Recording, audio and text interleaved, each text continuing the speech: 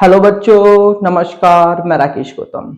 बच्चों, आज के लेक्चर में हम लोग बात करेंगे कि किस तरीके से लघु बीजाणु परागकण में परिवर्धित होते हैं। ठीक है बच्चों, इस बात को मैं इधर लिख देता हूं।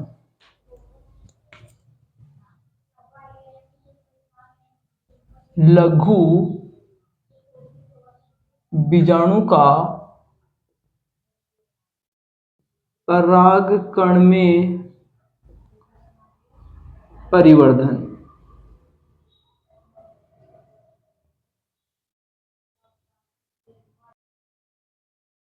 जी हाँ बच्चों, आपको पता लग ही गया है कि आज हम क्या पढ़ने वाले हैं कि किस तरीके से लघु बीजाणु परागकण में परिवर्धित होता है। सबसे पहले हम क्या करते हैं, एक लघु बीजाणु ले लेते हैं। ठीक है, देखिए इधर ये क्या बच्चों, एक लघु बीजाणु है। क्या है यह? लघु बीजाणु है। आप लोगों को पता है कि जो लघु बीजाणु होता है वो कैसा होता है? एन होता है। ठीक है, ये लघु बीजाणु का केंद्रक आ गया, ये इसका केंद्रक आ गया। साथ में ये इसकी क्या आ गई बच्चों? प्लाज्मा झिल्ली आ गई। ठीक है, और इसमें ये क्या भरा हो? इसका कोशिका द्रव्य आ गया।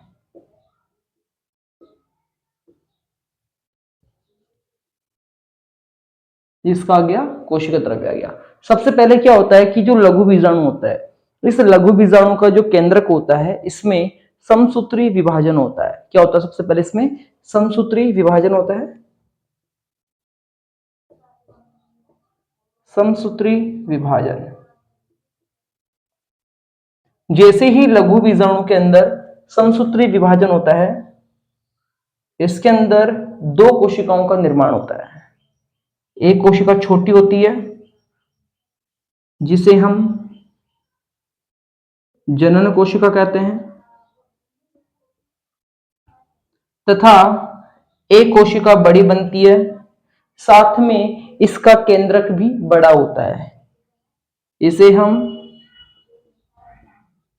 कायिक कोशिका कहते हैं। क्या कहेंगे बच्चों? इसे कायिक कोशिका कहते हैं। और यह कायिक कोशिका का कोशिका द्रव्य आ गया। ये क्या है? कोशिका द्रव्य। यहां पर ध्यान रखना बच्चों, यहां पर कितनी कोशिकाएं? दो कोशिकाएं हैं। कायिक कोशिका है, एक जनन कोशिका। तो मतलब ये क्या है? दो कोशिकीय अवस्था। दो कोशिकीय अवस्था। ध्यान रखना बच्चों, यहां पर क्या होता है कि जो जनन कोशिका होती है वो छोटी होती है, कई कोशिका बड़ी होती है। जो जनन कोशिका होती है यह कई कोशिका का जो कोशिका द्रव्य होता है उसमें तैरती रहती है। ठीक है, जो ये दो कोश की जो अवस्था होती है यह आगे चलकर परागकण में परिवर्तित होती है। किसमें परिवर्तित होगी? यह आगे चलकर जो दो कोश की अवस्था होती है, यही संरचना आगे चलकर परागकण में परिवर्तित हो जाती है। ठीक है, देखिए इधर परागकण में क्या होता है बच्चों, देखिए इधर वही बात है, ज्यादा कोई हम नई बात ही नहीं करेंगे। बिल्कुल इसी कोशिका की बात कर रहे हैं हम लोग। इसमें वही बात रहेगी बेटा, इसमें वही क्या रहेगी? इसमें ये इसकी जनन कोशिका आ गई। क्या इसकी? ये इसकी जनन कोशिका आ गई। ठीक है, साथ में बात करें यह इसकी कायिक कोशिका है। ठीक है, इसकी कायिक कोशिका आ गई। ठीक है, यह है कायिक कोशिका का कोशिका द्रव्य आ गया। कोशिका द्रव्य आ गया। ठीक है, और ये क्या? इसकी प्लाज्मा झिल्ली आ गई। क्या आ गई बच्चों? इसकी प्लाज्मा झिल्ली आ गई। ध्यान रखना बच्चों की जो प्लाज्मा झिल्ली होती है, इस प्लाज्मा झिल्ली के बाहर एक आवरण होता है। ये रहा, इस प्लाज्मा झिल्ली के बाहर एक आवरण होता है। इस आवरण को कहेंगे बच्चों अंतःचोल। अंतःचोल मतलब इंटाइन। इंटाइन। ध्यान रखना बच्चों की जो अंतःचोल होता है यह बना होता है पैक्टिन प्लस सेलुलोज। याद रहेगा, जो अंतःचोल होता है वह अंतःचोल किससे बना होता है बच्चों? पैक्टिन और सेलुलोज से मिलकर बना होता है। अंतःचोल के बाहर एक और आवरण होता है जो कि थोड़ा रफ होता है, इससे थोड़ा खुरदरा सा होता है। ठीक है, दिख रहा होगा आपको। इसे कहते हैं बच्चों बाह्य चोल। क्या कहेंगे इसे? बाह्य चोल कहते हैं, मतलब एक्साइन कहते हैं इसे। क्या कहेंगे इसे? एक्साइन कहते हैं। और जो बाह्य चोल होता है यह किससे बना होता है बच्चों? स्पोरोपोलिन से।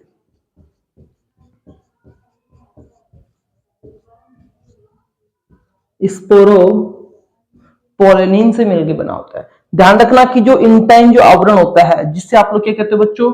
अंतःचोल कहते हैं। अंतःचोल रेगुलर होता है, सतत तो संरचना होती है। लेकिन बात करें कि जो बाह्य चोल होती है, बाह्य चोल सतत संरचना नहीं होती है, बल्कि यह छोटे छोटे खंडों में पाई जाती है।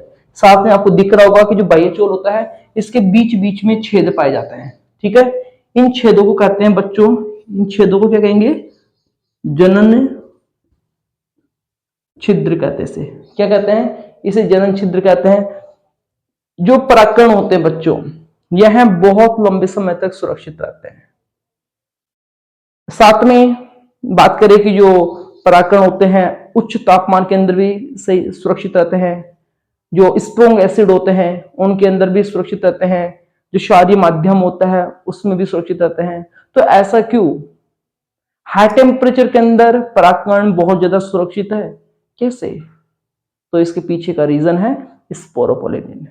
ध्यान रखना कि जो परागकण की जो बाह्य चोल होती है जो कि स्पोरोपोलिन से बनी होती है, इसी स्पोरोपोलिन के कारण परागकण जीवाश्म के रूप में पाए जाते हैं। साथ में परागकण बहुत लंबे समय तक सुरक्षित रहते हैं।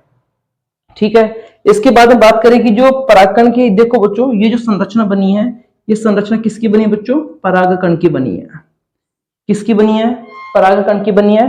और ध्यान रखना कि जो परागकण होते हैं, क्या जो परागकण, इसमें कितनी कोशिकाएं हैं? 2 कोशिकाएं हैं। तो यह दो कोशिकीय अवस्था है, 2 कोशिकीय अवस्था। याद रहेगा, जो ये वाला जो परागकण है इसमें 2 कोशिका देखने को मिलती है, एक तो कायिक कोशिका, एक जनन कोशिका। तो परागकण कैसा हो गया आपका? 2 कोशिकीय अवस्था के अंदर देखने को मिल रहा है। इसके बाद में क्या होता है बच्चों की जो परागकण की जो जनन कोशिका है, इस जनन कोशिका में होता है समसूत्री विभाजन। परागकण की जो जनन कोशिका है इसमें क्या होता है बच्चों? समसूत्री विभाजन होता है। यहां मैं लिख रहा हूं, मैं जनन कोशिका में समसूत्री विभाजन। याद रहेगा, आगे चल के क्या होगा कि जो जनन कोशिका होती है, इस जनन कोशिका में बच्चों क्या होगा? समसूत्री विभाजन होगा। ठीक है, बिल्कुल आपको सबसे पहले वो संरचना बनानी, ये प्लाज्मा झिल्ली हो गई। ठीक है, ये अंतःचोल हो गया। इसके बाहर ये कौन सा आवरण आ गया बच्चों? बाह्य चोल हो गया। समझ में आ रहा था ना? ये क्या हो गई? इसकी कायिक कोशिका हो गई। ध्यान रखना कि हमने क्या किया जनन कोशिका में? क्या किया? समसूत्री विभाजन। क्या किया? समसूत्री विभाजन किया है, जिसकी वजह से यहां पर 2 नर युग्मकों का निर्माण होता है। क्या बनेंगे यहां पर? 2 नर युग्मक। यहां पर बच्चों नर युग्मक बनेंगे। क्या बनेंगे? नर युग्मक बनेंगे, जो कि कैसे होंगे? संख्या में 2 होंगे। और ये दोनों कैसे होंगे बच्चों? एन होंगे। कैसे होंगे? एन होंगे। तो यहां पर आपको दिख रहा होगा कि यहां पर इसमें 3 कोशिकाएं पाई जाती है। एक तो कायिक कोशिका है,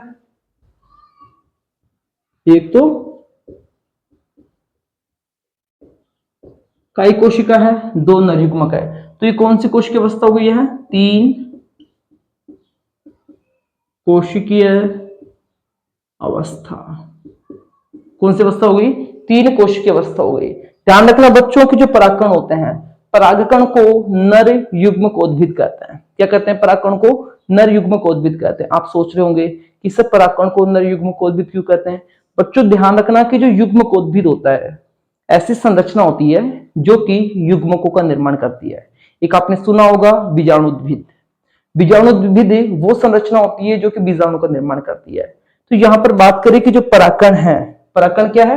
नर युग्मकोद्भिद संरचना है, क्योंकि परागकण के अंदर बच्चों क्या बनते हैं? नर युग्मक बन रहे हैं। अरे भाई मुझे बताइए कि जो जनन कोशिका वो किसमें पाई जाती है? परागकण के अंदर ही पाई जाती है ना। जो जनन कोशिका है किसमें पाई जाती है?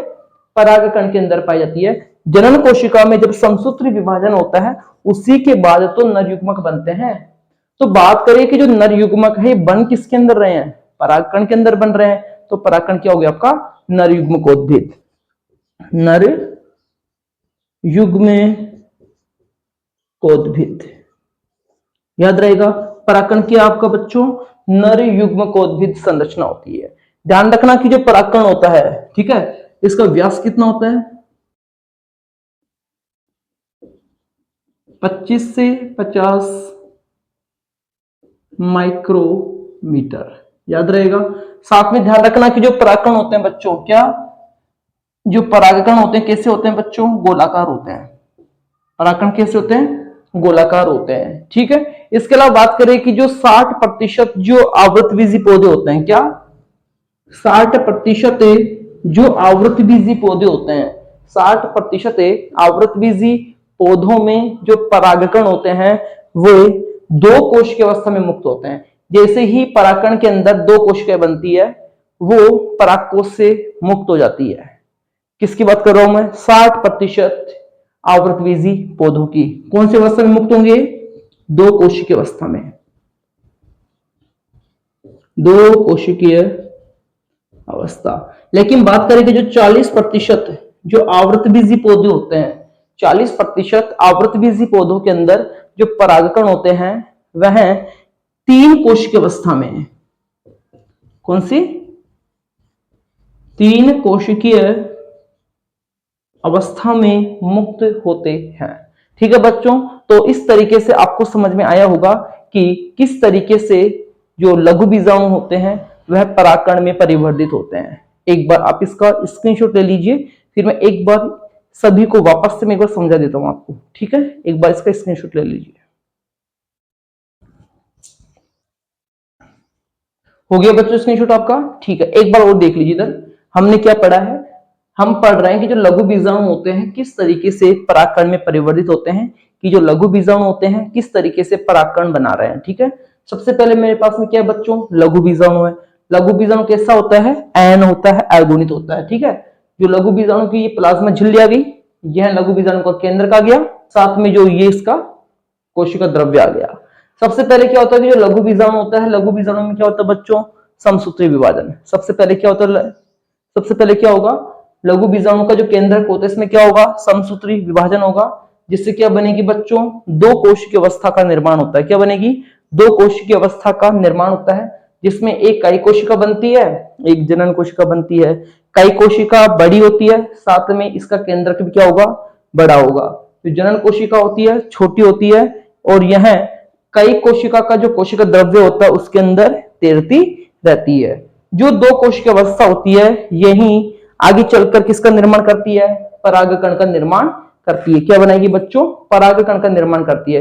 अब बात करें कि जो परागकण है उसकी संरचना कैसी होती है। ध्यान रखना बच्चों की जो परागकण होता है, परागकण में सबसे बाहर एक आवरण होता है। देखिए इधर, परागकण में सबसे बाहर एक आवरण पाया जाता है जिसे हम लोग बाह्यचोल कहते हैं, जिसे हम एक्साइन भी कहते हैं। परागकण की जो बाह्यचोल होती है वो किससे बनी होती है? स्पोरोपोलेनिन से बनी होती है। किससे बनी होती है? स्पोरोपोलेनिन से बनी होती है। साथ में जो बाह्यचोल होती है इसके बीच बीच में छेद पाए जाते हैं, जिन्हें हम क्या कहते हैं बच्चों? जनन छिद्र कहते हैं। क्या कहते हैं? जनन छिद्र कहते हैं। बाह्यचोल के जस्ट नीचे वाला जो आवरण होता है, बाह्यचोल के नीचे वाले आवरण को क्या कहेंगे? अंतःचोल कहते हैं। और जो अंतःचोल होती है किससे बनी होती है? पैक्टिन व सेलुलोज से मिलकर बनी होती है। ठीक है, अंतःचोल के ठीक नीचे होती है प्लाज्मा झिल्ली होती है। प्लाज्मा झिल्ली के अंदर दो प्रकार की कोशिकाएं होती है। एक काई कोशिका होती है जो बड़ी कोशिका होती है, एक छोटी कोशिका होती है जिसे हम जनन कोशिका कहते हैं। पता ही आपको कि जो जनन कोशिका होती है यह काई कोशिका के कोशिका द्रव्य में तैरती रहती है। ठीक है, इसके बाद में क्या होगा कि जो जनन कोशिका होती है, इस जनन कोशिका का जो कोशिका देखो, जनन कोशिका होती है, जनन कोशिका में क्या होगा बच्चों? समसूत्री विभाजन होता है। क्या होता है? समसूत्री विभाजन होता है, जिसकी वजह से दो नर युग्मकों का निर्माण होता है। क्या बनेंगे? जिससे दो नर युग्मकों का निर्माण होगा, और दोनों के दोनों नर युग्मक कैसे होंगे बच्चों? अगुणित होते हैं, एन होते हैं। ध्यान रखना कि जो परागकण होता है, परागकण को हम नर युग्मकोद्भिद भी कहते हैं। परागकण को हम क्या कहते हैं बच्चों? नर युग्मकोद्भिद कहते हैं। क्यों कहते हैं? क्योंकि परागकण के अंदर क्या बनते हैं? क्या बनते हैं? नर युग्मकों का निर्माण होता है। इसके बाद में हमने बात की कि जो परागकण होते हैं, इनका जो व्यास होता है 25 से 50 माइक्रोमीटर होता है। साथ में जो परागकण होते हैं कैसे होंगे? गोलाकार होते हैं। ठीक है। इसके बाद हमने बात की कि जो 60% जो आवृतबीजी जो पौधे होते हैं, उनमें परागकण दो कोश की अवस्था में विमुक्त होते हैं। साथ में जो 40% जो आवृतबीजी पौधे होते हैं, उनमें परागकण परागकोश से 3 कोश की अवस्था में विमुक्त होते हैं। ठीक है बच्चों, आप लोगों को बहुत ही बेहतर तरीके से समझ में आया होगा कि किस तरीके से लघु बीजाणु परागकण में परिवर्तित हो रहे हैं। अब हम नए वीडियो में मिलेंगे, एक नए कंटेंट के साथ मिलेंगे। ठीक है बच्चों, जय हिंद, जय भारत।